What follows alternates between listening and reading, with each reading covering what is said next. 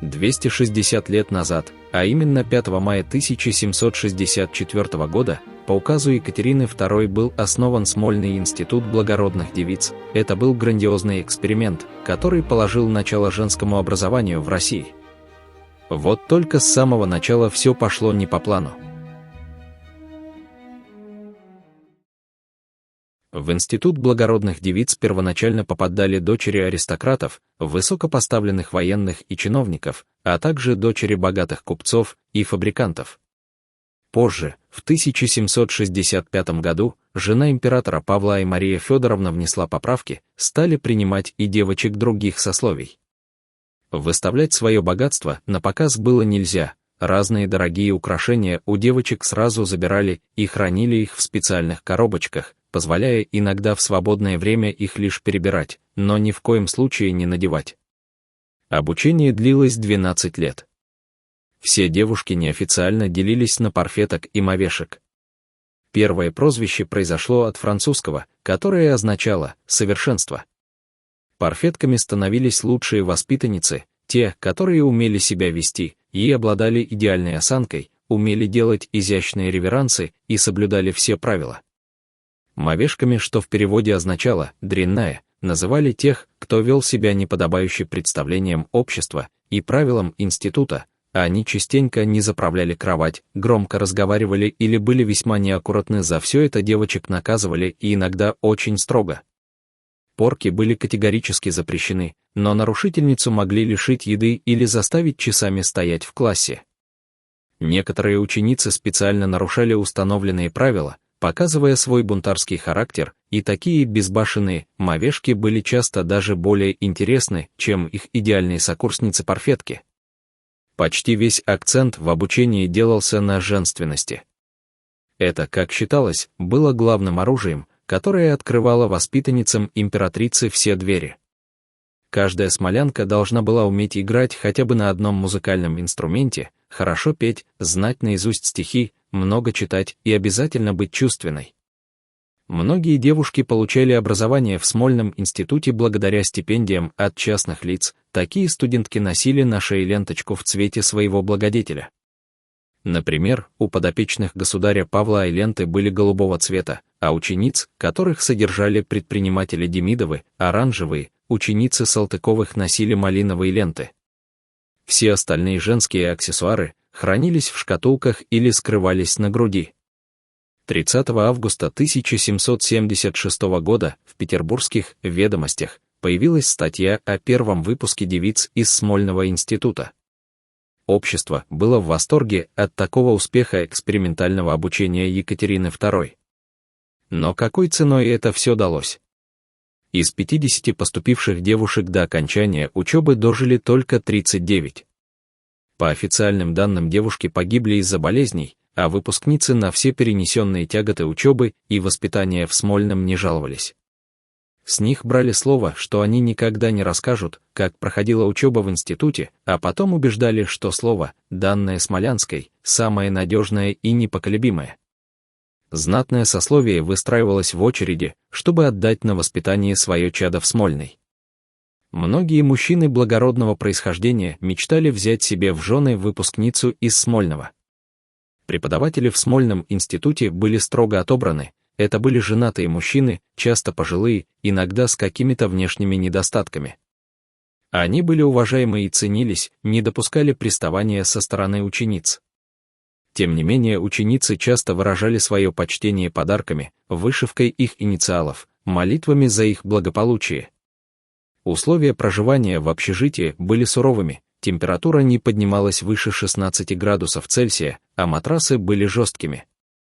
Ученицам приходилось вставать в 6 утра, мыться ледяной водой и посещать до 8 занятий в день. Только самые находчивые могли позволить себе падать в обморок, чтобы немного отдохнуть в местной больнице. Зимой ученицам было запрещено наступать на снег, и аллеи Смольного были покрыты деревянными досками. Девушки могли гулять более-менее свободно лишь раз в год, когда их отводили в Таврический сад, при этом всех прогуливающих людей заставляли уйти оттуда. Встречи учениц с родственниками проходили по строгому расписанию и только на глазах свидетелей. Ученицам было разрешено видеть своих родных лишь в течение 4 часов в неделю, только по выходным, только при наличии воспитателей. Девочки, которые проводили в институте много времени, с 9 до 18 лет, не имели возможности покинуть его стены, чтобы поехать домой. Кроме того, переписка с отцом и матерью тщательно контролировалась, все письма проверялись классными руководителями, чтобы избежать негативного влияния извне. Однако сохранились свидетельства, чтобы отправить письма, которые не проходили цензуру, достаточно было дать денег экономке.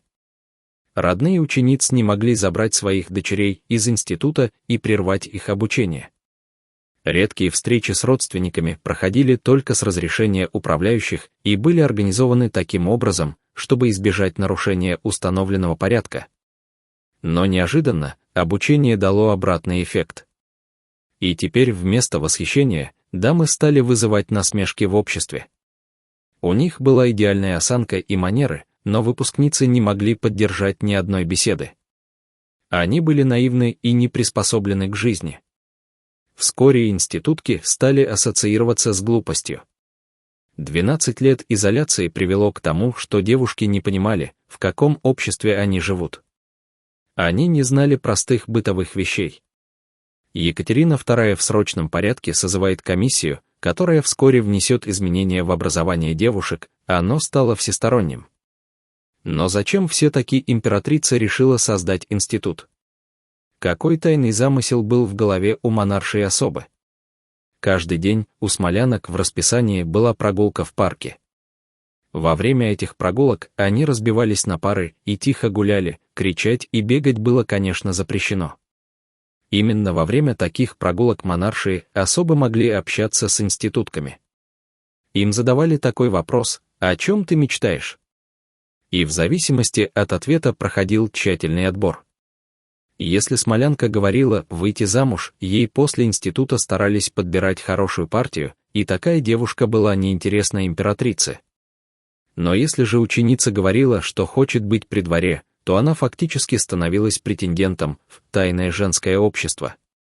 Первой приближенной к императрице смолянкой стала Екатерина Нелидова.